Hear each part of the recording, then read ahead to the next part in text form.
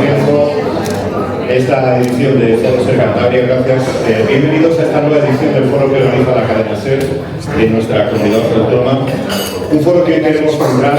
en el que sin duda es uno de los retos más importantes que tenemos como sociedad, y es poner fin a la violencia que todavía el hombre sigue ejerciendo contra la mujer. Una violencia machista que se expresa de diferentes maneras y que se expresa además con diferentes intensidades. La peor, la más trágica, la estamos viendo en este arranque de 2026 realmente demoledor,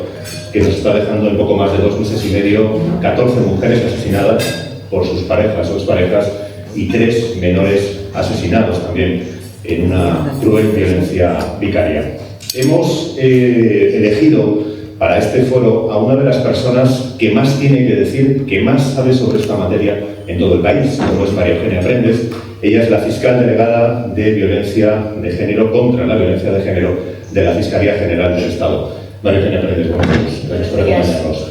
¿Qué tal? Gracias. También quiero saludar al fiscal superior de Cantabria, Jesús Arteaga, que nos acompaña en esta edición del Foro Ser Cantabria. Jesús, gracias, bienvenido. Buenos días, muchas gracias. Gracias.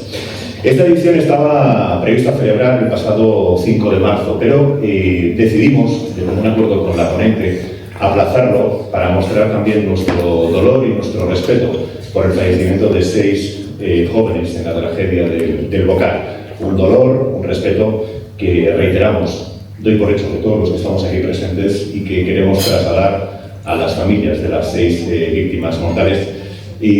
Quiero también saludar a quienes nos están viendo en directo a través de la aplicación móvil de la cadena SER y también quienes nos están viendo en la web de la cadena SER en nuestra comunidad autónoma. El 8 de marzo es una fecha que pretende, que aspira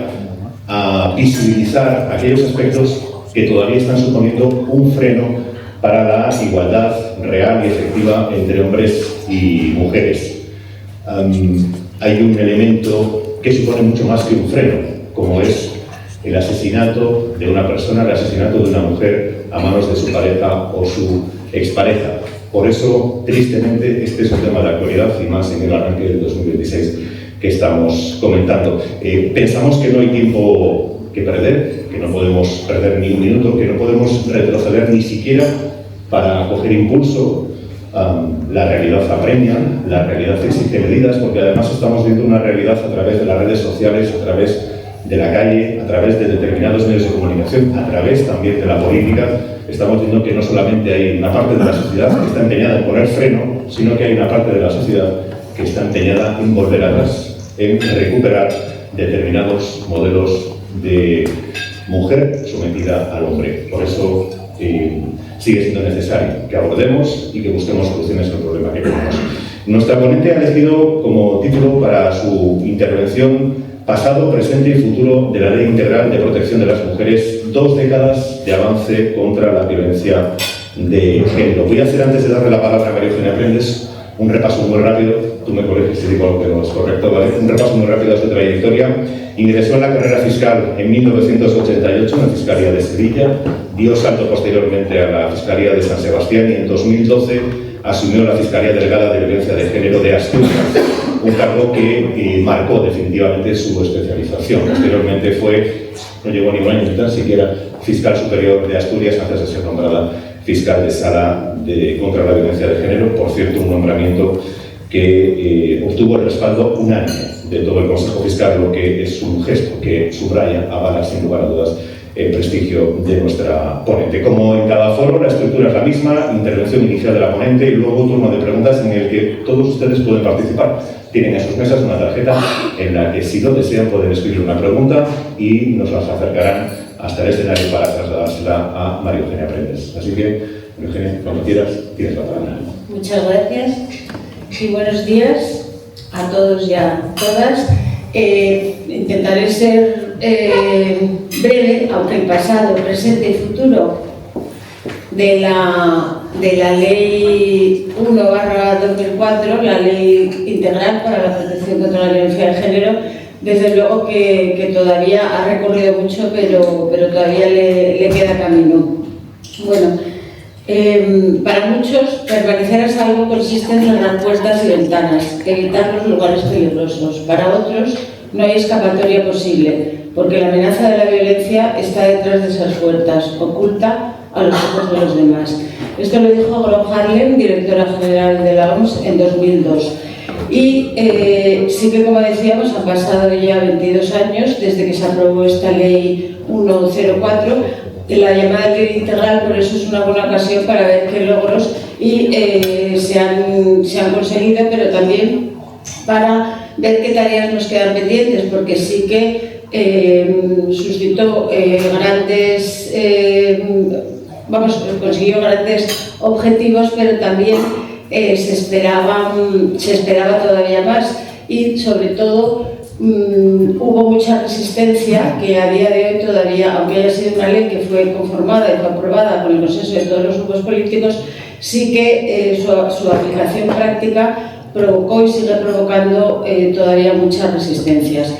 También se han cumplido 12 años de la entrada en vigor del Convenio de Estambul, 14 de la condena a España por el Comité para la Eliminación de todas las formas de discriminación de la mujer, el llamado CEDAW, y en 2020 se publica el primer informe del Gremio sobre España. El Gremio es un grupo de expertos que analiza la aplicación práctica y el desarrollo de la aplicación del Convenio de Estambul, que es el primer instrumento jurídico de la Unión Europea que trata específicamente esta materia. También en 2023 nos ganamos una nueva reprimenda de Naciones Unidas, advirtiéndonos que, a pesar de que el llamado síndrome de alienación parental estaba formalmente prohibido en nuestras leyes, se sigue aplicando en nuestros tribunales, aunque se haya cambiado el nombre. Y se muestra por parte de estos organismos internacionales una preocupación que todavía sigue latente, porque, a pesar de tener unas normas excelentes, en ocasiones su efectividad se encuentra limitada, porque algo que este comité de CEDAW atribuye a la persistencia de una cultura judicial. Cuando digo judicial y hablaré de operadores jurídicos, no me refiero en exclusiva a los jueces, sino que incluye a todos, jueces, fiscales, abogados y cualquier persona que podamos considerar un letrados de la Administración de Justicia, etcétera, porque todos somos importantes a la hora de aplicar las leyes y todos hemos de preocuparnos de hacerlo bien. Hablaré de un repaso de qué antecedentes son los que tuvo la ley. Luego hablaré de los avances que ha habido, pero también de los puntos débiles, problemas que, a mi entender, surgen en la aplicación, y con esto ya enlazamos con la cuarta parte de las necesarias reformas. Para terminar, si llego al final, una breve exposición sobre lo que es la violencia de género en niños y niñas, que es desde luego la mayor preocupación que tenemos ahora, y las nuevas formas de violencia que están surgiendo, singularmente la llamada violencia vicaria. Todo ello sin olvidar, como decía antes, que ha sido una ley pionera, es un ejemplo, y hemos liderado la lucha contra la violencia de género no solo en los países de nuestro entorno de Europa, sino en todos los países del mundo. A mí me sorprende muchísimo, desde que estoy en la Fiscalía de Sala, que ya casi desde el principio, y no llevo muchos meses, porque llevo allí desde junio, pero un mes sí y otro también, viene una delegación de algún país de Europa. Han venido de Países Bajos, han venido de Alemania, han venido de Francia, han venido de Italia, han venido de Bolivia, de Argentina, etcétera, a ver cómo lo hacemos. Y pese a las cifras que estamos teniendo desde el principio de año, nos preguntan muchísimo cómo hemos conseguido rebajar nuestras cifras, porque, aun siendo insoportables para nosotros, que estamos muy metidos en luchar contra esta lacra, en otros países de nuestro entorno las cifras siguen siendo altas, todavía mucho más altas que las que tenemos nosotros. Y, como decía, esta ley además fue galardonada con una mención de honor en Ginebra por parte de ONU Mujeres. Declaró el jurado, al otorgar esta mención, declaró que se trata de una de las normas más eficaces del mundo para combatir la violencia contra las mujeres. Bueno, antes del año 2004 sí que existía una preocupación creciente por la existencia de este fenómeno. Hubo varias reformas del Código Penal, pero no se acababa de encontrar verdaderamente una herramienta útil que se preocupara de abordar este tema. Sí que fueron asociaciones feministas, movimientos feministas, los que poco a poco fueron impulsando, fueron empujando para llegar a concienciarnos de que no se trata de un problema que incumba solo a las mujeres, sino que se trata de un problema de orden público, un problema de derechos humanos, un problema de salud pública, en definitiva, por tanto, un problema del Estado, que es quien se debe encargar de prestar una protección. Pronto se entendió que vivir sin violencia es un derecho de las mujeres que el Estado tiene la obligación de garantizar. Se reconoce por primera vez que es un problema de raíces socioculturales y dimensión colectiva, se lo dice en la exposición de motivos, y es el símbolo más brutal de la desigualdad que existe en nuestra sociedad.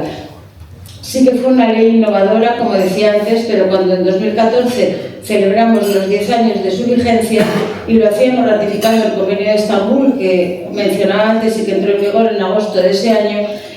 tuvimos que sentarnos también a reflexionar y pensar qué es lo que estamos haciendo bien, qué estamos haciendo mal. Hay que hacer también autocrítica y ver si realmente estamos siendo eficaces o nos hemos quedado atrás, porque, como decía también al principio, ha habido avances, pero se esperaba una auténtica revolución que todavía no ha llegado. Sí que supuso un punto de inflexión al poner de manifiesto sobre todo esa desigualdad estructural que existe y que es, en definitiva, la base de la violencia. También, como se suele decir, bueno, pues la ley penal, en definitiva, lo que refleja es la sociedad, el imaginario colectivo, los deseos y miedos que tiene una sociedad en un momento histórico determinado, pero también refleja ese modelo de masculinidad y feminidad que existe. La violencia sexista, la violencia machista seguía siendo algo invisible, algo de lo que no se hablaba y algo de lo que no se trataba. Precisamente antes hablamos de mi paso por San Sebastián, que estuve allí en los años 90, entre el 90 hasta el 97 creo que estuve, y sí que había casos, pero que realmente yo recuerdo uno en particular, y recuerdo sobre todo hasta el nombre de la señora, y fue la familia, los propios hijos, los que tuvieron que venir a hablar a la Fiscalía y decir que ni siquiera el caso se trató como una tentativa de asesinato, que hoy sería impensable, sino como unas lesiones causadas con instrumento peligroso, con una pena mucho menor, pero ellos lo que planteaban no era tanto lo de la pena de cárcel, sino como que realmente luego no volviera a tener contacto jamás con su madre, el marido, y lo que había entonces era el extrañamiento, el destierro y el confinamiento, que era lo que estudiábamos entonces. No había tampoco órdenes de alejamiento, no había órdenes de protección. Bien, bueno, por otro lado, y saltando esto, lo que se trató efectivamente fue de hacer visible que esto es un problema de los derechos humanos de las mujeres. Así se trató en todas las sucesivas conferencias de Naciones Unidas. ¿Qué luces y sombras tiene esta ley integral? Porque para mí uno de los principales aciertos, bueno, y es que nos colocó en el camino correcto para luchar contra esta lacra, porque el abordaje se entendió que si no se hacía de una manera integral, pues estaría abocado al fracaso. Cuando me refiero a integral, pues es que se trata desde todos los ámbitos: sanitario, de derechos laborales, educativo, asistencial, no solo penal, porque dejarle al derecho penal el trabajo o solamente con el derecho penal, pues no se va a lograr nada. Yo muchas veces digo que los fiscales trabajamos con el fracaso. Cuando todo lo demás ha fallado es cuando entra el fiscal a trabajar, y realmente pues eso supone un fracaso del sistema y un fracaso de la sociedad. De todos modos, para que realmente, y también como dice una jurista de la Asociación de Mujeres TEMIS, Altamira González, las leyes permiten los cambios pero no los aseguran, y es verdad, esta ley ha permitido un cambio muy importante, pero quienes tienen que asegurar o tienen que mantener ese cambio para que realmente se produzca un cambio de paradigma en la sociedad son los operadores jurídicos, y naturalmente que son los operadores políticos con sus políticas públicas. Bien, una novedad también de esta ley es que por primera vez se dio importancia a la prevención y a la sensibilización social, y se insistió muchísimo en la necesidad de formación específica en todos los profesionales. Por parte de la Fiscalía se están realizando desde luego grandes esfuerzos dentro del limitado presupuesto que tenemos para formación, para formar a todos los fiscales que vayan a tratar con materia de violencia de género, tanto en la formación inicial, la que realizan en el Centro de Estudios Jurídicos, como con la formación continuada. Y no es solo en la pura materia del derecho positivo, del Código Penal, de estudiar la teoría, porque la teoría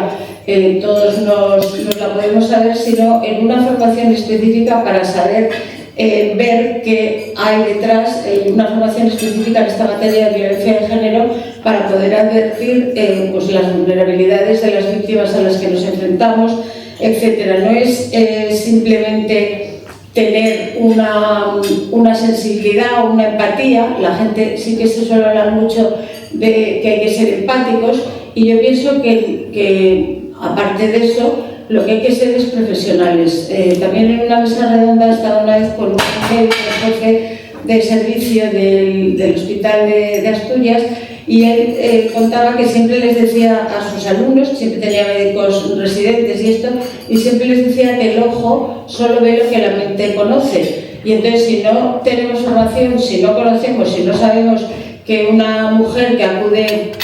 a una comisaría, a un hospital, a nuestras dependencias, etcétera,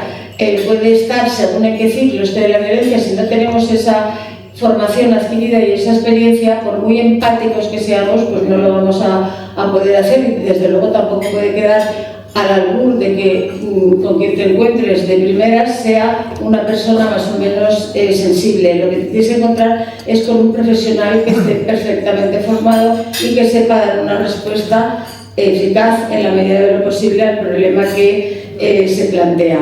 También otra de las valoraciones positivas que se hace a esta ley es el haber unido, aparte de la creación de los juzgados especializados, es haberseles dotado también de competencias en materia civil, porque así sí que se ve una familia, un contexto que esté en una unidad familiar, que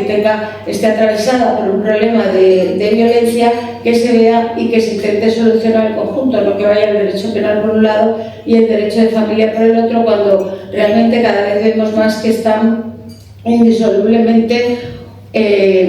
unidos. También hubo un debate tremendo a la hora de hacer la ley sobre la utilización o no del término género. Hay quienes dicen que este término género se acuñó por aquella famosa juez del Tribunal Supremo Americano, Ruth Binder, creo que se llamaba, que cuando estaban hablando del tema de género siempre decían sexo, sexo, sexo, y fue la persona que le transcribía todas sus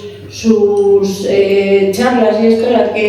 y le pregunté, dice, ¿pero por qué pones género? Dijo, pues porque estoy harta de poner sexo. El debate aquí fue mucho más profundo y más encarnizado, lo que demuestra que sí que por parte de la sociedad, por lo menos, había mucha resistencia. Hay otra persona, Encarnación Orozco, que fue una de las que realmente estuvieron haciendo la ley, o sea, materialmente haciendo la ley, que explica muy acertadamente y con mucha lógica, muy bien, el motivo de haber aceptado la palabra género, el término género, y no ha venido simplemente violencia contra la mujer, etc. Y también se explica el por qué se quiso reducir en un principio a la violencia de la mujer en las relaciones de pareja presentes o pasadas, y no incluirlo en el término más amplio de violencia doméstica. Esto sí que nos crea algunas dificultades, porque en otros ámbitos sí que es un término más amplio y engloba toda la violencia contra la mujer, como está ocurriendo ahora con las secciones de violencia, que desde la Ley 1.25 de eficiencia del Servicio Público de Justicia, creo que es el título, pues sí que ya dota y otorga a estas secciones de violencia amplía sus competencias para incluir no solo las agresiones sexuales, otros delitos de mutilación genital, matrimonio forzado infantil, etc., sino que es ya, aunque esas agresiones no se den en el ámbito de la pareja. Sí que se están creando muchos problemas a la hora de entender realmente porque también incluye la trata, se pretende, siguiendo el compromiso adquirido en el Convenio de Estambul, que se vea toda la violencia contra la mujer. Lo que pasa que sí que también la trata de mujeres con fines de explotación sexual únicamente. Lo que pasa que, bueno, pues va a haber unos problemas competenciales, cuestiones de competencia un poco tremendas. Bueno, la definición de violencia contra la mujer, todos sabemos lo que es cualquier acto que cause daño a la mujer y que se cometa contra ella, sea en un espacio privado, sea un espacio público, y que ocurra por el mero hecho de ser mujer. Violencia vicaria no es toda la violencia vicaria que se comete contra los niños, sino específicamente aquella que dentro de la violencia de género va dirigida específicamente a causar un mal a la madre de ese menor. Y se explica porque en este caso estas mujeres, el fenómeno ocurre porque además de ser mujeres son madres, y entonces el castigo que ese agresor o que ese homicida o ese asesino quiere hacer, pues realmente es un asesinato, como dicen algunas autoras, no es un asesinato de una vez, sino que es un asesinato día tras día en la vida de esa mujer. El artículo 1, que es el que define la violencia contra la mujer y quiénes son los sujetos pasivos y activos, sí que ya ha incluido directamente a los menores. Ha habido no polémica, pero sí que en un principio se consideraron, se trataba de si son víctimas directas, si son víctimas indirectas. Los menores son víctimas siempre. La violencia dentro de una familia, como dice el defensor del pueblo, no se encapsula, sino que irradia a todos los miembros de esa familia. Un menor no se puede decir, bueno, que hayan percibido,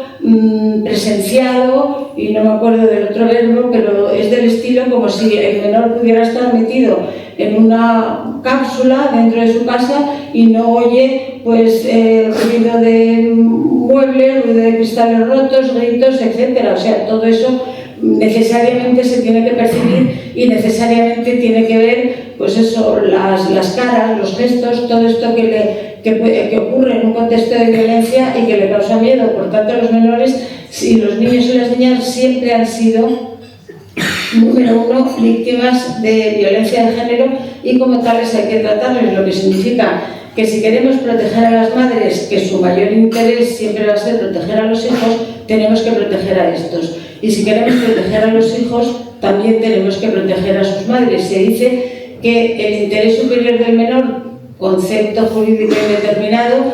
y concepto amplísimo, porque yo siempre digo que tanto vale para un roto como para un descosido. Hay fundamentos jurídicos. No, el interés superior del menor es ver a su padre. No, el interés superior del menor es lo otro. Pero nadie explica por qué el interés superior del menor, en un caso concreto en que en esa familia se haya vivido un maltrato, pasa por mantener unas visitas, por ejemplo, con el padre progenitor maltratador. En todas las sucesivas reformas que se ha hecho de esta ley, que sí que se han hecho algunas, o reformas de otras leyes, pero que han incidido en la Ley 1/2004, hemos llegado a la última, la Ley de Protección contra la Infancia y Adolescencia de junio de 2021, donde se modifica el Código Civil, el artículo 94, en el sentido de que si no hay visitas en sede de orden de protección, estoy hablando, no se van a poner ningún régimen de visitas, y si hubiera establecido un régimen de visitas anterior, se suspenderá. Esta es la regla general, pero como suele pasar, las reglas generales tienen una excepción en este caso lógica, que viene dada por la propia necesidad de que supere los controles de constitucionalidad de la ley. No se puede dar de pies y manos a los jueces. El artículo 117 de la Constitución debe respetarse en todo caso, y no se puede hay que dejar un margen efectivamente de discrecionalidad, porque el juez tiene que cumplir con su función jurisdiccional. Y como pasó, por ejemplo, cuando se modificó para otorgar la custodia compartida, que en un principio se pensó que iba a ser también pues la panacea y la solución a muchos problemas, que requería para imponerse siempre el informe favorable del Ministerio Fiscal. Esa ley sí que no superó ese control de constitucionalidad precisamente por eso. Pero como iba diciendo, siempre se deja una excepción que con el tiempo no, ya casi desde sus inicios, se convierte en regla general, porque el artículo 94 sigue diciendo que únicamente se podrá mantener o se podrán establecer esas visitas previa evaluación de la relación paterno-filial y si ello pues conviene al interés superior del menor. ¿Qué ha pasado muchas veces? Pues que en la práctica esa excepción se ha convertido en regla general y que esa evaluación de la situación de la relación paterno-filial no se hace también por carencia de medios, porque no contamos en todos los sitios con las llamadas unidades de valoración forense integral que creó la ley en el año 2004, concedió un plazo de 2 años, su disposición adicional, para constituirse en todo el territorio nacional. El Pacto de Estado de 2017 todavía otorgó otro plazo superior para constituir las unidades de valoración forense integral, que son absolutamente necesarias en todos los juzgados, y todavía, pues dependiendo de los territorios, no están funcionando, y las que están funcionando están tan sumamente saturadas que es imposible pues pedir un informe en ocasiones que sabes que te va a retrasar la causa pues 6 meses mínimo. Y los tiempos de los menores, desde luego, no son ni física ni emocionalmente los tiempos de la justicia. Entonces, hay que arbitrar otro sistema para que podamos realizar esto, pero con fundamento y con garantías de que los menores sean escuchados. Tampoco es ninguna novedad todas estas reformas en el 21, porque ya en la ley de 2004, en los artículos 64 siguientes, estaban previstas todas estas suspensiones de patria potestad, de visitas, atribución unilateral a uno de los cónyuges de la patria, del ejercicio de la patria potestad, pero en la práctica tenían muy poco reflejo y tenían todavía menos reflejo precisamente en juzgados especializados de violencia de género y no en aquellos otros mixtos que ahora pues son las secciones de instrucción. Bueno, en todo caso, aunque las muertes, como se dice, los asesinatos son solo la punta del iceberg, la parte más visible y estremecedora de esta lacra, el constatar que en muchos casos en los que se llega a este desenlace no hubiera una denuncia previa, pensamos que la cifra negra de criminalidad es mucho más alta. Sí que es verdad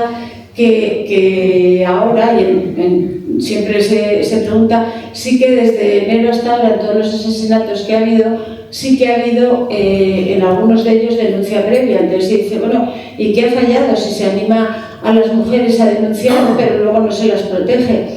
Bien,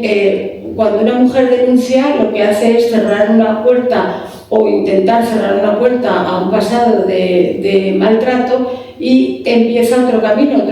que desde luego no es fácil. Es entrar en un territorio hostil, porque el paso por hospital, paso por comisaría, paso por juzgado, pues siempre es muy difícil, y además se inicia un calvario procesal que la mayoría de las veces le va a suponer una revictimización secundaria pues segura, simplemente porque el proceso está como está, es un proceso largo, se les exige que declaren en comisaría, que luego vengan a ratificarse al juez, que luego vayan al juicio oral, o sea que como mínimo tendrán que aparecer 3 veces por el juzgado y 3 veces a contar lo mismo, que en muchas de las ocasiones pues es algo muy íntimo y muy doloroso, que desde luego el sistema no debería ser así, porque lo que tenemos que hacer entonces nosotros también como operadores jurídicos, yo entiendo que es no solo tener un rostro amable, ni muchísimo menos, pero sí en un sentido comprender, como decía antes, que las víctimas de violencia de género muestran una vulnerabilidad extrema en la mayoría de los casos, que además hay víctimas como pueden ser las mujeres en situación irregular, como pueden ser mujeres con discapacidad, con algún tipo de discapacidad, etcétera, o con un maltrato sostenido a lo largo de los años, que realmente llegan muy dañadas al proceso, a los juzgados. Y entonces ahí sí que hay que demostrar esa formación de la que hablaba antes, intentando hacer por lo menos una adaptación del procedimiento a ellas, una adaptación de los tiempos, una adaptación hasta del lenguaje, porque es muy importante. También es muy importante que nos demos cuenta cuando estamos en... Yo todavía lo tengo reciente, porque además era algo que me gustaba mucho, no porque ahora estoy de fiscal de sala me olvido del trabajo del juzgado a pie, porque a mí me gustaba muchísimo hacer el servicio de violencia y estar en violencia. Y sí que tenemos que hacerlo, cuando menos, tampoco quiero decir la palabra acogedor porque no se trata de eso, pero sí que intentar, por lo menos, pues no presuponer que la mujer que tenemos enfrente sabe como nosotros todo lo que va a pasar después, porque no lo saben, por más que hayan estado en comisaría asesoradas, que también es lo que se pretende, que antes de la denuncia estén debidamente asesoradas, y luego se les lean, o ni siquiera se les lean, se les den 5 folios con toda la cantidad de derechos que tienen, que en ese momento no están para leer nada, y menos para asimilar lo que están leyendo, pues explicarles de alguna manera que sea fácil lo que va a pasar después, qué van a tener que hacer, etcétera, etcétera, si la va a ver el médico forense, si no la va a ver, todas esas cosas, porque el no conocer y el no saber, el que nosotros muchísimas veces lo damos por supuesto, les genera esa incertidumbre, les genera angustia que se suma a la angustia con la que ya vienen de su casa. También pasa mucho en los juzgados, y eso es algo en lo que hay que insistir, es que muchas veces se dice, bueno, es que llegas al juzgado y solo te dejan hablar de lo que has denunciado. Si has denunciado que ayer por la noche te estrelló contra una ventana, te caíste, te provocaste lesiones, etcétera, no te dicen, no, cíñase a esto, y no te dejan hablar de todo un historial que puede haber habido detrás de violencia. Por eso, siendo fiscales y siendo jueces y siendo pues gente que tenemos una mínima formación, lo primero que tenemos, y se trata además eso como un juicio rápido, o sea, esa mañana se juzga esa agresión, artículo 153, no hace falta dar orden de protección en la mayoría de los casos porque se va a sustituir, lo normal es que haya una conformidad y se va a sustituir por esa pena de prohibición de alejamiento y pena de prohibición de comunicación, y una pena, en el mejor de los casos, de prisión, que también va a quedar suspendida, condicionada a que se cumplan una serie de requisitos, y con eso ya está. Y nos olvidamos de que detrás de esto cada vez más hay un historial de maltrato habitual, un historial de maltrato psicológico, que es muchísimo más difícil de acreditar, pero que es muchísimo más dañino y más pernicioso para la salud de la mujer. Por eso necesitamos ahí esos informes de valoración forense integral, no solo para valorar el riesgo urgente que haya, que desde luego a mí no me consta que se haga en otros sitios más allá de Valencia y Castellón, porque cada juzgado sí que tiene su BIF, como las llamamos, pero es imprescindible esa prueba pericial para acreditar un maltrato psicológico, que se incluye dentro del artículo 173, pero también se incluye en el 153, porque es todo menoscabo físico o psíquico, y el menoscabo psíquico como tal, pues yo creo que lo habré aplicado 2 veces como delito independiente, y porque lo pude acreditar de buena manera, porque contaba con informes, etcétera, pero no es tan fácil. Bueno, también de ahí se resulta que realmente el procedimiento de juicio rápido no es quizá la vía más adecuada para tratar este tipo de delitos, que se deberían incoar diligencias previas, hacer una investigación aplicando desde luego todos los principios de diligencia debida y sin que se prolongue excesivamente en el tiempo, ver realmente qué es todo lo que hay detrás e intentar que salga toda la luz, porque en definitiva de lo que se trata es de visibilizar lo que está oculto, como decía al principio, detrás de esas puertas y ventanas. Hay que tener en cuenta además que las víctimas tampoco representan un bloque, cada una pues es algo que también tenemos que comprender, porque muchas dicen, no, es que se va a ir a prisión por mi culpa. Entonces eso también les provoca una tensión añadida. Entonces sí que también ahí tenemos que ser proactivos, tenemos que explicarles que eso no es algo que dependa de ella, que la consecuencia y todo lo que vaya a pasar en ningún caso es culpa de ella, sino que es, pues no hay más culpable que el agresor, igual que cuando ocurre una violación, una agresión sexual, que las víctimas siempre de alguna manera se sienten culpables pensando en qué habré hecho yo para que me pase esto, pues el único culpable es el violador y es el agresor. Pero sí que es verdad que muchas mujeres víctimas de violencia no tienen necesidad de ir a la policía, no tienen ninguna necesidad de pretender que se haga justicia. La respuesta penal que ofrece el sistema, porque parece que es la única respuesta que tenemos, tampoco les satisface. Otras tampoco quieren estigmatizar al que es el progenitor, al que es el padre de sus hijos. Entonces todo esto tenemos que conjugarlo de alguna manera. La respuesta que siempre, o que siempre no, pero en la mayoría de los casos dice la mujer: ¿usted qué quiere? Dice: yo lo único que quiero es que me deje en paz. Esa es realmente algo también demoledor, porque estamos ofreciendo ahí una batería de herramientas o de soluciones que realmente están muy lejos de lo que ellas realmente quieren y de lo que ellas realmente necesitan. O sea que eso sí que es algo que debemos repensar. Otra también, hablando de los medios de comunicación, como estamos aquí, pues sí que es algo que se dice que todavía en los medios de comunicación se está sufriendo, las mujeres sufren discriminación. En muchos casos no somos las protagonistas de la información, y si somos las protagonistas de la información es porque nos ha ocurrido algo terrible o algo malo.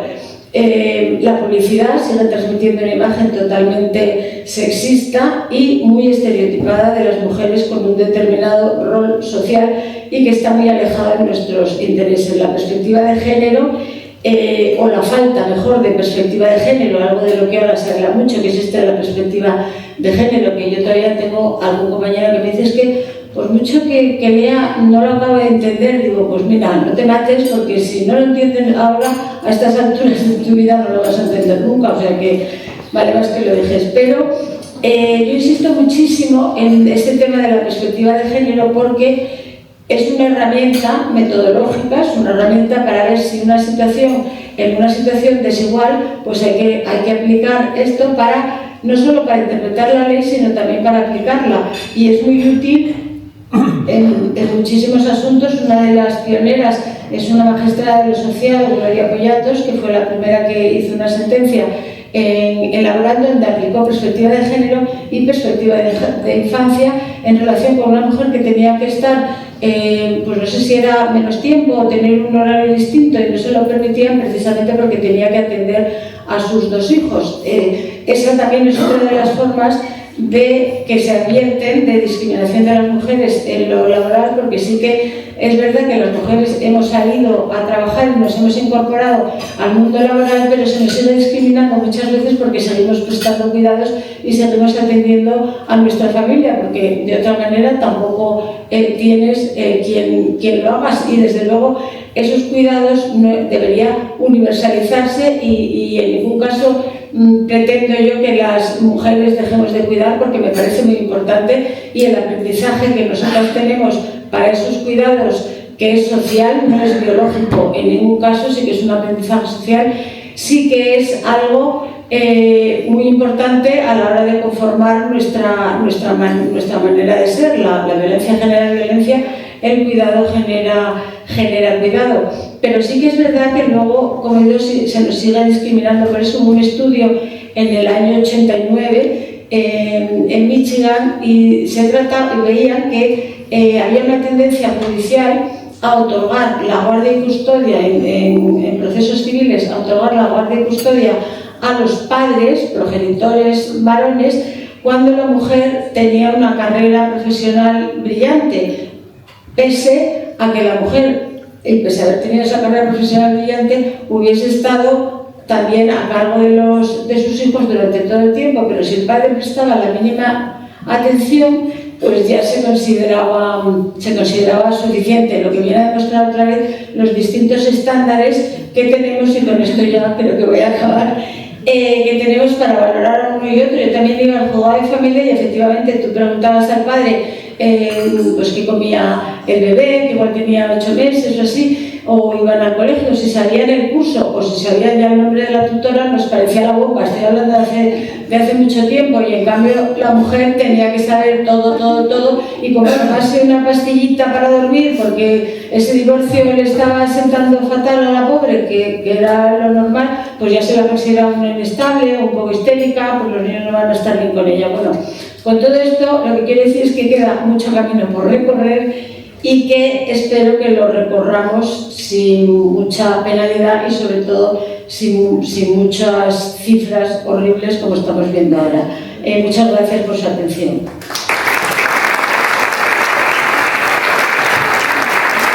Gracias, María Eugenia. Iniciamos el turno de preguntas, que vamos a tener la oportunidad además de profundizar en algunos aspectos que has mencionado en la ponencia, y además me parecen tremendamente interesantes. La primera pregunta la formula Jesús Arteaga, Fiscal Superior de Cantabria. Muchas gracias, y muchas gracias, María Eugenia, por tu ponencia. Se ha evidenciado la falta de tiempo, que es muy extensa. Esta cuestión es extensísima y toca muchos parámetros, toda la sociedad. Yo te quiero preguntar, desde mi carácter, con concreción, y ya dedicado a los juzgados ya de un lugar como Cantabria, como Santander, un modelo de provincia distinto a Madrid, Barcelona, o Valencia, que se puede permitir secciones de violencia sobre la mujer, o varios juzgados especializados. Aquí hay uno en Santander, solamente un juzgado de lo penal especializado, y los demás son juzgados en cada partido judicial, que alguno está en menor medida especializado.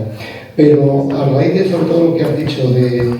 la situación de las mujeres ante esta realidad desde el punto de vista humano, es decir, nosotros le vamos a atender lógicamente en cuanto al derecho, en cuanto a la posibilidad de acusar, de no acusar, de qué pena, de qué no pena, la orden de alejamiento, que es muy importante. Pero desde el punto de vista humano, te pregunto, ¿crees que sería muy importante que se hiciera un gran esfuerzo por la sociedad, en principio por los gobiernos regionales, pero por la sociedad, para potenciar más y tener más unidades de valoración, más unidades, o no ya solo unidades de valoración, sino personas de acompañamiento que pudieran atender en estas situaciones que son tan especiales, podrías tener a la violencia sexual, que también la inmensa mayoría de las víctimas son mujeres? Sí. Bueno, Cantabria es parecida a Asturias, también de donde yo vengo, que también hay un juzgado de violencia, no había otro en Gijón. Y el tema de las unidades de valoración en Asturias ha sido, yo vengo a hablar de mi libro, porque estuve empeñada hasta que las crearon, pero cuando las crean, los profesionales que están ahí también tienen que tener esa perspectiva de género y también tienen que estar formados, porque a veces nos hemos encontrado, y en Asturias tuvimos un problema serio con gente que no está formada. Entonces eso también trasluce en sus informes. En otros sitios en que se piense en Madrid, pues en Madrid ahora estamos mirando, y por ejemplo ese informe que lo tiene que hacer, o la unidad de valoración forense tiene que estar integrada por un médico forense, por una trabajadora social, médico-médica, y psicólogo o una psicóloga. Pues, y hacer un conjunto, o sea, un informe conjunto de la situación tanto familiar, de la situación de violencia, de si hay menores de los menores, de circunstancias que se pueda no predecir, pero sí estimar la posibilidad de que haya reincidencia, etc. Pues en Madrid, por ejemplo, cada uno hace el suyo, y entonces te encuentras con 3 informes que pueden ser hasta contradictorios. Entonces, el dinero hay que emplearlo, pero hay que emplearlo bien y hacer cosas que sean eficaces. En Castellón yo decía que sí que hay en cada juzgado, y lo sé porque alguna charla en el Colegio de Abogados en Oviedo estuve, pero que con una charla con la médica forense, la directora del Instituto de Medicina Legal, que lo hacía, pero allí hubo el asesinato tremendo de aquellas 2 niñas, de Itziar y su hermana, y entonces fue tan terrible que inmediatamente se crearon. No podemos esperar a que pase eso para actuar, porque ya han pasado demasiadas cosas, entonces no se puede esperar. Esas unidades de valoración tienen que estar ya listas en todas las comunidades autónomas y en todos los juzgados. Yo siempre reclamo que en cada juzgado tiene que haber un profesional de la psicología y tiene que haber un profesional de asistencia social, porque es muy importante tener a una persona que esté ahí, que diga, pues mira, los recursos que vas a tener son este y este. También desde la unidad lo estamos haciendo, que les vamos a pedir como una especie de mapeo en cada comunidad autónoma y en cada sitio de los recursos existentes que hay para pues, tener conciencia de lo que hay, porque el gremio sí que nos dice que en España hay unas diferencias pues, cualitativas entre unas comunidades y otras en cuanto a recursos, y eso es algo que se tiene que solucionar, y el acompañamiento es importantísimo, que haya una persona y que las mujeres, las víctimas sepan que pueden estar acompañadas de una persona de su elección, que no siempre lo saben, y muchas veces ni los fiscales ni los jueces que estamos ahí lo sabemos, porque yo recuerdo una chica que dije, tú vete con alguien que tú quieras, con tu amiga, con tu prima, con tu hermana, con quien te dé la gana. Y inmediatamente se sientan ahí, entran las dos y dicen, ¿y esta otra quién es? Y no, pues tal, pues no sé qué, hasta que ya, bueno, después de unos murmullos se dejó la asistencia de la otra persona, pero sí que es verdad que eso cada día más hay que hacerlo, cada día más hay que normalizarlo. Yo también digo que el Convenio de Estambul forma parte de nuestro derecho positivo, tiene una legislación que es muy clara y que se tiene que aplicar directamente, o sea que la tenemos que hacer valer en los tribunales como algo ordinario, como si fuera el Código Penal o como si fuera pues, la Ley Orgánica 1/2004, porque es derecho positivo y todo lo que se recoge en el Convenio de Estambul, que afecta tanto a los derechos de las víctimas como a temas de seguridad, etcétera, pues es muy importante y hay que acostumbrarse a invocarlo en el juzgado o ante cualquier instancia judicial, lo que dice el Convenio de Estambul. Y María Eugenia, ¿está suficientemente explícito en la ley, en la legislación, la necesidad de esas oficinas integrales o de evaluación integral, la composición de las mismas? ¿Está bien explicado, bien estructurado en la legislación? La ley solamente lo dice, la ley 1/2004. El Pacto de Estado también habla. La revisión del Pacto de Estado en febrero del 25 también. Hay protocolos, porque yo lo viví en Oviedo, o sea, tanta la TADI, que luego que hacían algo me llamaba, y sí que la directora de los institutos de medicina legal, en cada sitio se hace un protocolo con las competencias que tienen, cómo van a actuar, etcétera. Pero ¿qué es lo que pasa? Que no están de guardia, solo hay un forense de guardia, aquí supongo que será igual. Hay una unidad, pero claro, el forense que está de guardia y que forma parte de la unidad está para ver pues, si hay lesiones, si no hay lesiones, tiene que hacer informes de sanidad, si ha pasado, pues yo qué sé, si hay incluso alguna persona que haya que ingresar por un ingreso hospitalario, psiquiátrico, etcétera, también está ese forense. Entonces, es imposible porque no pueden atender a todo. Toca actualizar el Pacto de Estado para volver a fijar criterios, volver a fijar estructuras, para volver a recordar aspectos que están en la ley, pero que realmente, como nos está contando, no existen o no están bien dotados en el día a día. Yo creo que todavía no, porque el pacto se actualizó en febrero del 25 y sí que se hizo como un recorrido y un estudio de todo lo que se había implantado hasta ahora en ese pacto de Estado, que sí que es mucho lo que se ha estado haciendo, y además el pacto de Estado tiene dinero, o sea, hay dinero para que se puede utilizar y que se puede desarrollar para esto. Bueno, yo luego ya los repartos o como se hace por comunidades autónomas no lo sé, pero ahí sí que para formación desde luego que me consta que hay dinero, y para otros muchísimos temas está dotado presupuestariamente, al contrario que a lo mejor otras leyes. El Estatuto de la Víctima, por ejemplo, que se hizo en el año 2015, pues sí que contenía esa cláusula que decía va a tener un acompañamiento presupuestario cero, y ya está. Y muchas leyes su acompañamiento presupuestario es cero. Entonces, pues El desarrollo, lo que yo digo también es que el desarrollo de una ley requiere, bueno, un recorrido, 22 años para una ley es poco tiempo todavía y tiene más recorrido, pero el Pacto de Estado, la revisión que se ha hecho, yo creo que hay que aplicarla, que hay que avanzar en ella y a lo mejor pues dentro de otros 4 o 5 años ver en qué situación nos encontramos. Recientemente se ha reunido el Comité de Crisis que organiza, que lidera el Ministerio de Igualdad para analizar los últimos crímenes, los de las últimas semanas, un comité del que usted forma parte. ¿Cómo podemos explicar a la sociedad cuál es la utilidad de lo que se decide en ese comité de crisis? Bueno, en el comité ahora sí que se van a empezar a sacar una especie de conclusiones, pero sí, es interesantísimo, porque se analiza y con las comunidades autónomas implicadas o la provincia, etcétera, pues está la delegada del Gobierno para la Violencia de Género, está la ministra de Igualdad, está representada la Fiscalía, está representado el Observatorio y el Consejo del Poder Judicial y están o van allí o por videoconferencia, bueno, por supuesto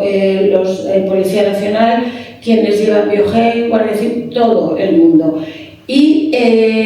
asistentes sociales, centros asesores de la mujer, todo. Y se hace una especie de clínica de cada uno de los asesinatos que ha habido. Es importantísimo porque se ve de todo. Nosotros cada vez que hay un asesinato en la unidad hacemos una especie de ficha muy completa con todo lo que viene. Si es un agresor persistente, si ha tenido denuncias anteriores, etcétera, si hay menores, si no hay menores, qué factores de vulnerabilidad puede tener la mujer en ese caso concreto, qué factores de peligrosidad, por decirlo de alguna manera, o de reincidencia se pueden advertir, si hay problemas de salud mental, y eso siempre nos da también una ruta que seguir, y en muchos casos sí que se ve que hay problemas de salud mental, problemas de alcoholismo, problemas de drogas. Sí que hay casos que son eso, pues un arranque súbito de violencia que es totalmente impredecible, pero hay otros casos en los que ves que si se hubiese prestado a lo mejor algún tipo de asistencia o algún recurso, bueno, pues, o a lo mejor son mujeres inmigrantes que están en situación irregular, que no conocen sus derechos, que nadie se los ha dicho, que, pues porque no tengan acceso o lo que sea, piensan que no se atreven a denunciar porque creen que van a ser inmediatamente expulsadas, cuando precisamente es lo contrario, pero bueno, hay que darlo más a conocer. Pero también digo que yo que estoy acostumbrada a esto y he hecho montones, no, pero muchos juicios de este tema, cada vez que voy al comité de crisis es que es sobrecogedor, porque los últimos además fueron intensos porque se había retrasado, no sé por qué había pasado, y en uno de ellos que eran 17 casos, era tremendo, leer una testa detrás de otra, una ficha detrás de otra, niños, bebés, mujeres, a palos, a puñaladas, a golpes, es tremendo, tremendo. Lo pregunto porque puede surgir la duda de todas esas medidas o ese diagnóstico que se realiza en ese comité, luego se traslada inmediatamente a medidas concretas, a refuerzos concretos en el sistema judicial, en el sistema de protección. Sí que se traslada, bueno, pues ahora se ha vuelto a desarrollar Biogen, ahora estamos en la fase de Biogen 2, que ha ido mejorando desde que se implantó, es también una herramienta muy útil. Sí que dice, bueno, pues que como teníais que haber predicho esto, y sí que la carga dice, no, nosotros hacemos estimaciones, no predicciones. Efectivamente el sistema te da una estimación del riesgo. Otra cosa es que a veces pues realmente no se hayan tenido en cuenta determinadas cosas. Yo tuve que analizar también unos asesinatos de unos niños, de un niño en concreto, en unas visitas del padre, y sí que realmente la madre al final, y venía letra pequeñita, decía, tengo mucho miedo de las visitas, no quiero tal, y a lo mejor ahí pues a eso no se le dio la importancia que debería haberse dado. Pero volvemos a lo mismo, si no se ve en un niño o en un menor unas lesiones físicas, todavía cuesta muchísimo, porque el estereotipo que tenemos es que un padre no va a dañar a su hijo, y es algo que está metido, o eso de un maltratador no puede ser un buen padre, se cree que es un mantra feminista, que es una consigna de manifestación, cuando es la realidad. Si tú estás maltratando a la madre de tu hijo, no, realmente no puedes ser un buen padre porque no te puedes disociar, no puedes decir aquí me porto como un energúmeno y en cambio que soy encantador, pero de eso también hemos aprendido, porque sí que hay que saber que cuando yo empecé, y además se les pregunta a las madres y eso se sigue haciendo por parte de muchos operadores jurídicos, lo que para mí desde luego es un error, y yo lo hacía, yo estaba allí y a la madre le decíamos, pero ¿usted cree que corre algún riesgo el niño con usted? Decía, no, si es un padre buenísimo, es con el niño se porta fenomenal, porque ellas tampoco tienen esa visión. Muchas ni siquiera saben la trascendencia que tiene esa violencia y el daño que les ha hecho a ellas, y tampoco se encuentran en una situación como para saber qué es mejor para su hijo, porque están ahí metidas. Entonces tenemos que ser nosotros los que tiremos del hilo y digamos, ojo, que esto no puede ser. Formación y tolerancia cero para mí con esos temas. O sea, la mínima sospecha, claro, es muy fácil decir no. Si el padre de una torta llega al niño con el ojo como lo tengo yo, y por ejemplo, pues entonces sí, no, todo el mundo se asusta, esto no puede ser, pero si no, siempre empieza ya la sospecha de si hay algún tipo de manipulación, si hay no sé qué, si le quiere alejar, si no le quiere alejar, pues ¿cómo no le va a querer alejar? Si resulta que lo está viendo en casa día y noche, que están viviendo eso, pues, con una persona violenta que va a repetir su patrón violento, y lo peor es que el niño o la niña también va a aprender eso y va a haber una transmisión. Hablamos de Biogen 2, al que ha hecho referencia, y hablamos de reincidencia. En Cantabria, este 2026 nos ha dejado una víctima de la violencia machista, un hombre que presuntamente asesinó a su pareja. Este hombre tenía 2 condenas previas, ya no aparecían en el sistema Biogen porque habían caducado. ¿Cómo se puede mejorar eso? ¿Cómo se puede evitar que una persona que ha sido condenada en 2 ocasiones por maltrato reincida? ¿Cómo se puede avisar a su pareja actual? ¿Qué se puede cambiar? Bueno, sí que una vez que se denuncia, sí que se advierte, y una instrucción de la Secretaría de Estado de Seguridad e Interior, que lo estoy leyendo hace poco, sí sin dar datos, pero sí que se les puede avisar y decir, tengan en cuenta que este señor ha tenido antecedentes. Ahí hay un tema de protección de datos. Yo una vez lo he hecho directamente con una chica que no quería denunciar ni a bien ni a mal. Llegaba, tenía, con lesiones visibles, y que había sido todo tal que el otro, y yo cuando vi los antecedentes, y se lo dije porque me salió del alma, y lo puedo contar porque si cometí algún error ya está prescrito, pero le dije, pues que sepas que este chico está condenado otras 2 veces por pegar a otras 2 chicas y por tal, y se quedó. Realmente aquello le influyó muchísimo, porque ella realmente se creía, que es lo que pasa también con muchas mujeres, que pueden solucionarlo ellas solas, que pueden convertirse en una especie de, no sé, algo transformador, y que ellas van a tener ese poder de cambiar a esa persona, cuando pues también tienen que saber que eso no. Para mí, donde hay que poner el acento es en el tema de la ruptura. No se puede tratar una ruptura como algo normal, como una crisis. Bueno, no, es que como se está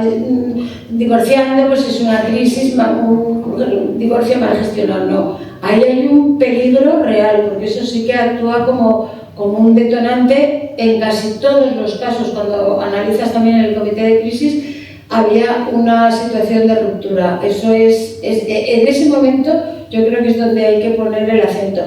Sí que se están haciendo también muchísimos estudios de cómo se puede mejorar la detección temprana, que se puede hacer a través de los centros de salud, de médicos, etc. Hay mujeres que no quieren denunciar por nada, pero que sí que van al psicólogo, a un centro de salud, etc., con la condición que todo lo que cuenten no denuncien. En alguna ocasión que están implicados menores, pues estas psicólogas en concreto sí que ponen la denuncia, claro, porque es su obligación. Yo creo que ahí hay que poner el acento, porque tampoco se tiene por qué asumir, que yo creo que es otro estereotipo, que las personas, si se están divorciando, se están separando, por doloroso que sea, no sepan comportarse. Vamos a ver, hay que ser adultos. A lo mejor hay y solo hay, si es que no hay violencia, sí que la mediación puede hacer algo en temas de violencia. No está prohibida, la mediación, el Convenio de Estambul prohíbe los sistemas alternativos si son obligatorios, y la ley de eficiencia también lo prohíbe, pero yo tengo una parte que no estoy del todo de acuerdo con eso que dije antes, que las víctimas no son un bloque, cada una quiere una respuesta. Desde luego, si hay una relación asimétrica de poder, que si hay violencia siempre la hay, porque uno puede más que el otro, pero una vez superado eso, bueno, yo creo que es algo que merece estudiarse, sobre todo en atención a las víctimas. Le quiero preguntar por su opinión en torno a algunas de las reflexiones que seguramente que todos hemos escuchado o hemos leído en lo que llevamos de año, ¿no? Para tratar de entender, ¿no? Lo que está ocurriendo. Usted comparte a aquellos expertos que tratan de profundizar en la idea del refuerzo que puede sentir un maltratador en potencia o un maltratador ya de hecho cuando ve en los medios de comunicación que se ha cometido un asesinato machista y que le puede acabar induciendo a hacer lo mismo. Yo eso creo que hay que estudiarlo, no me atrevo a hacer aquí ahora una afirmación así, pero yo, así como creo, por ejemplo, porque ahí sí que me he leído también un estudio de un profesor de Derecho Penal, que es quien tiene en su situación criminal la mato y me suicido, es totalmente inasequible a todo, da igual que se le jale para que lo haga, que no, él ya tiene como esa idea en su cabeza, es inasequible la respuesta penal, le da igual que le digan que va a tener prisión permanente o que lo que sea, que no, eso no le ha... Pero eso sí que es que no hay tampoco un perfil de un maltratador ni un perfil de víctima, entonces es realmente muy difícil porque ahí están implicadas muchísimos factores y por eso es un problema complejo y por eso es tan difícil acabar con él. Yo sí que creo que eso para otras generaciones sí que ese factor o esa charla negacionista de la violencia o que los hombres están siendo, pues que están en una situación de desventaja absoluta, etcétera. Yo eso sí que creo que cala en la gente joven y en la no tan joven, pero no tanto como para empujar a cometer, pero realmente no me atrevo porque eso sí que sería un estudio criminológico que debería hacerse en profundidad, que nosotros reclamamos también tener algún sociólogo, algún analista de datos, etcétera, en la unidad especializada de la Fiscalía General, porque tenemos muchísimos datos, tenemos una riqueza de datos impresionante con la que se podrían hacer muchos estudios como hace la UFAM, que la central de la UFAM desde luego cuentan con gente muy experimentada y que funciona muy bien. Hablamos de los jóvenes precisamente. ¿Qué está viendo la Fiscalía? ¿Está detectando cambios en el patrón de la mentalidad de los jóvenes en torno a la violencia de género? ¿Está detectando regresión entre los más jóvenes? Yo creo que sí, porque yo lo que veo ahora que hay, desde luego, cuando yo era joven no pasaba. O sea, hay todas estas relaciones, también como unos enamoramientos yo creo que es falta de educación, también, porque efectivamente falta de educación sexual, que falta en las familias, falta en los colegios y falta en la sociedad el acostumbrarse. Pero lo que se ve ahora desde esos celos incontrolados, esas cosas de que tienen que tener... Yo tuve una vez un asunto que la chica tenía que ir grabándose de la que iba al colegio, de la que iba no sé dónde, dejar el móvil encendido toda la noche, cosas exageradas. Entonces eso, en vez de ver que es un control, todavía hay quien piensa, ni ellos creen que son agresores, que lo que están haciendo lo hacen mal, ni ellas creen que son víctimas. Entonces, ese es un caldo de cultivo que es muy, muy difícil, y que se soluciona desde luego con educación, que se hace también educación en justicia igualitaria, educación para la igualdad, etcétera, etcétera, pero que tenemos también que dejar de ser ñoños cuando hay eso, o ñoños o todo lo contrario, cuando hay esas asignaturas que hay en el currículum de educación para la ciudadanía, educación para tal, pues es que hay que hacerlo y hay que educar en casa, desde luego, pero también hay que educar en el colegio en esos temas. Yo no sé si tienes mi edad, pero yo tuve que estudiar formación del espíritu nacional. que era horrible aquello, y no se me pegó mucho tampoco, o sea que, bueno, pues eso hay que hacerlo, pero no se puede decir, no, o cómo era eso, el PIN de la paternidad, o el PIN de no sé qué, a ver, es que eso no puede ser, sí que tiene que haber también alguna especie de pacto, de decir, esto de mínimos, como sociedad tenemos que hacerlo, porque yo si no, realmente es que no se sabe a dónde vamos. Tiene el protagonismo que debía dar el sistema educativo en la negociación, en el diseño, en el seguimiento del Pacto de Estado contra la Violencia, el desarrollo legislativo. Yo creo que lo tiene, porque ahí está, la ley integral sí que lo prevé, pero repunta y no según, porque en la época, por ejemplo, de la crisis, se volvió a rebajar otra vez, claro, pues faltan recursos de donde se quitan, de lo que menos luce, como yo digo, porque luce al cabo del tiempo, pero no en el momento. No es un ave, ahora que está también tan en boga, pero ahora sí que se ve otra vez el intento, pero claro, la educación o los programas educativos se hacen de distinta manera según los sitios y según los recursos, cuando yo lo que creo es que tendría que haberse, pues eso, también una especie de pacto, es decir, un pacto de mínimos pues para educar a la sociedad, pero también por parte de las políticas públicas o de los poderes públicos. Nosotros también, para todo, para el ecologismo, para todo. Yo también crecí con eso de si, aunque tú puedas, España no puede, en aquellas épocas de crisis y teníamos que apagar luces. Yo me paso el día apagando las luces en todos los despachos, en todos los sitios, pero eso se nos mete por la cabeza. Entonces también creo que si hubiera una buena pues dar de la manera, pero dar, como decíamos antes, con los menores, bueno, podrán estar viendo la tele o no ver la tele los jóvenes, pero bueno, pues a través de las redes sociales, a través de como sea, no solamente denuncia, lo de denuncia no está sola, todo eso está bien, pero parece que va dirigido a mayores, algo que vaya más al centro de los jóvenes. ¿Usted cree que las víctimas confían en el sistema? No creo que las víctimas no confíen en el sistema. Yo sé que es algo que mi hija me recuerda muchas veces. Eso es una vez que tuve que dar una charla y era todo el acceso de las mujeres a la justicia, y digo, las mujeres, era todo porque las mujeres no confían en la justicia, no confían en la justicia, y digo, pues las mujeres no confían en la justicia porque la justicia no confía en las mujeres, y eso es así, y hay que decirlo. Todavía a día de hoy llega una víctima a los juzgados y tiene que soportar caras de incredulidad, cuando no alguna risita, cuando no algo, por parte de cualquiera, yo no, que se me entienda bien, que no me dirijo ni a jueces, ni a abogados, ni a fiscales, o a la gente, el auxilio, o quien esté, o al hospital, o a comisaría, o como pidas al honor de protección, tenemos que llamar a no sé quién, vas a estar aquí toda la noche, no sé qué, mejor que... Eso todavía pasa. Yo cuando estaba trabajando tenía ahí una carpeta que ponía cosas que veo en los atestados y que desde luego era para poner a veces los pelos de punta. Ya pasaron muchos años y como digo, todos hemos ido aprendiendo, a lo mejor hablo de cosas que pasan hace tiempo, pero los informes, por ejemplo, de Amnistía Internacional en relación con las violaciones y agresiones sexuales, en 2012 decían que el 100% de las mujeres que había denunciado una violación no la volvería a denunciar, el 100%.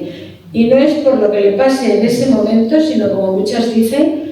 todo lo que se les viene después, o sea, todo lo que se les echa encima después. Y entonces, trabajando en derecho penal, que alguien que trabaja en justicia se diga eso, desde luego para mí es demoledor, y creo que esa cifra no la conseguimos bajar. Y además también dice, solo recomendamos denunciar a aquellas que están dispuestas o que tienen la entereza y la fuerza para soportar una respuesta negativa del sistema. Y eso, por desgracia, sigue siendo así. No sé si preguntarle qué hay que cambiar. No sé si preguntarle qué hay que cambiar para que esa percepción de las víctimas... Pues eso hay que cambiar la mentalidad. Hay que cambiar el patriarcado que se ve estando instalado entre nosotros. Hay que cambiar instituciones hay que cambiar el Código Civil, seguimos teniendo la patria potestad, seguimos teniendo la diligencia del padre de familia. Hay que, aunque se diga la igualdad, es que no se puede lograr, ya tenemos igualdad, porque también tenemos, efectivamente, con todas estas luchas, estas cosas, se ha conseguido una igualdad formal, tenemos la ley de igualdad de 2007, tenemos la ley de igualdad de trato y no discriminación, etc. Pero eso es un barniz, es una apariencia que puede dejar tranquilas a muchas, pero que no hay igualdad material, realmente sigue habiendo brecha de género, sigue habiendo, etc. Entonces, yo creo que todo eso empieza por tener una base de igualdad, la desigualdad. Por esto este es un problema estructural, porque la desigualdad está metida en nuestra sociedad, por mucho que se diga, no es igualdad. Y luego sí que hay que ir cambiando pequeñas cosas que vayamos advirtiendo. Pues, por ejemplo, esto que pasa con lo de los menores y las visitas, etcétera. Bueno, pues en el proyecto, en el anteproyecto de ley de violencia vicaria, que ya no sé si va a salir o no, también sí que se prevé y también se propone una reforma de la Ley de Protección de la Infancia y la Adolescencia, haciendo en sentido contrario, diciendo, por ejemplo, será contrario al interés del menor esto y esto. Será contrario porque, como decía antes, hay que explicarlo ahora, hay que explicar, a ver, ¿por qué en este caso concreto consideras, juez o fiscal, lo que sea, que este niño no va a correr ningún peligro si está haciendo visitas? Hay que cambiar la manera de oír a los menores. Ahora tenemos también todo el tema de la prueba preconstituida, que es importantísimo, pero que tiene que hacerse bien. Y no puede hacerse esa prueba preconstituida, es que el menor venga una vez o se impone lo de se desarrolla el tema de las casas Barnahus, el proyecto Barnahus, que es la casa de los niños, la traducción en irlandés, que sí que se está haciendo, y en Tarragona, que es donde se empezó y es pionero, y están aflorando muchísimos casos de agresiones sexuales, porque todo está rodeado de mito, ¿eh? También el mito es que es un desconocido en un descampado el que viola o el que comete una agresión sexual. No, contra los menores son quienes están más cerca de él, quienes pueden hacerlo. Entonces, todo eso hay que aprender para que luego valga en el plenario del juicio oral. Pero lo mismo, un psicólogo, que vaya allí el médico, que vaya la policía, que vaya el juez, que vaya el fiscal, que vayan todos allí, que el niño vaya solo una vez, que eso, o la niña, eso se grabe y basta. Y que se hagan todos los... Esa es una idea que yo tengo, que también la propuse el otro día en el Observatorio de Violencia de mi consejo, y sí que les pareció muy bien para hacer un mínimo decálogo o un mínimo protocolo, que sí que decían, no, ya hay un grupo de buenas prácticas. Digo, a mí lo de buenas prácticas no me lo digáis más, porque me parece, será muy bien intencionada esa expresión, pero luego cuando lees de buenas prácticas para recibir declaración a las víctimas, lees aquello y dices, bueno, realmente es que esto es educación y sentido común, es que no hay más buenas prácticas que esas. Caramba, y que en estas alturas de trabajo nos tengan que decir que tenemos que ser, vamos, es que es algo que tienes que traer de casa, yo no sé cómo explicarlo, que tengas que tener sentido común y que tengas que ser educada y no decir de repente, oh, bueno, pues está así a esta edad, ¿cómo va a estar después? ¿Sabes? O sea, todo influye todo, pero los cambios cuestan muchísimo y aquí sí que hay una resistencia, hay que cambiar, pero yo tampoco quiero cargar ni contra el sistema judicial del todo, ni contra los que trabajamos ahí, porque realmente el esfuerzo es enorme y entonces, más que una imposición, hay que buscar una especie de complicidad, es decir, a ver, ¿qué fallos detectáis? Y hay una carencia de medios brutal. Eso siempre hemos trabajado con más voluntad que medios, porque eso, desde que entré en la carrera, no, es que ya ni pedimos medios materiales, medios personales, porque de verdad que como dice una compañera, la Fiscalía por lo menos somos una institución mendicante, porque de verdad que es hasta y entonces hay que poner medios en eso, pero ¿qué pasa? Pues a lo mejor pasa que no luce tanto, aunque sí que es verdad que con el tema de la violencia de género se están empleando a fondo, porque sí que es algo que está en el centro y siempre se atiende como un tema prioritario por parte, bueno, pues fue una ley de consenso de todos los grupos políticos, aunque ahora pues algunos se hayan apartado del Pacto de Estado, de la renovación, bueno, pues tampoco yo creo que tampoco tiene mucho recorrido esa negación, pero sí que hay que poner más medios reales, en casos concretos, y atender a la situación mínima. Pues el coche de la policía que va a recoger a la mujer a su casa, etcétera, que tiene niños, hay que prever dónde se van a quedar esos niños, les puedes llevar tiene sillita en el cochecito, porque todo eso es lo que también importa, ¿eh? Y poco a poco, yo creo que poco a poco todo eso va calando. Pues María Eugenia Prendes, te agradezco muchísimo tu tiempo con nosotros, las reflexiones que has compartido, tanto en la ponencia inicial como en el turno de preguntas, creo que ha sido muy interesante. Les animo además a que lean publicada hoy en el diario El País la primera entrevista que nuestra ponente concede a un medio de comunicación creo que es un buen complemento la entrevista que publican los compañeros del País, es un buen complemento a lo que he podido escuchar en esta edición de Foro Ser Cantabria. Y te pido, Jesús, para cerrar, muy breve, muy rápido, porque nos hemos ido de sobra el tiempo, así que te permito que cierres este foro, pero te pido que lo hagas de forma muy breve. Un minuto. Pues un minuto para mí solo sirve para una cosa, que es deciros a todos por lo que me levanto yo todas las mañanas y por lo que trabajo, por la utopía. Y en la violencia de género, en la lucha contra la violencia de género, en la lucha contra las agresiones sexuales, en las que también son las mujeres casi al 100% las víctimas, yo solo creo en la utopía. Todo lo que has dicho lo comparto. Todo lo que has dicho puede llevarnos a cierto pesimismo. No, hay que levantarse todos los días y hay que pelear por la utopía de que alguna vez de verdad tengamos igualdad y dejemos de hacer este lenguaje de es que los hombres, es que las mujeres, es que los derechos de todas las personas, de todas las personas. Somos todas personas y hemos tenido millones de ejemplos de mujeres famosas que han aportado grandes logros para una humanidad, pero es que tenemos la mitad de la población mundial o más son mujeres y todos los días trabajan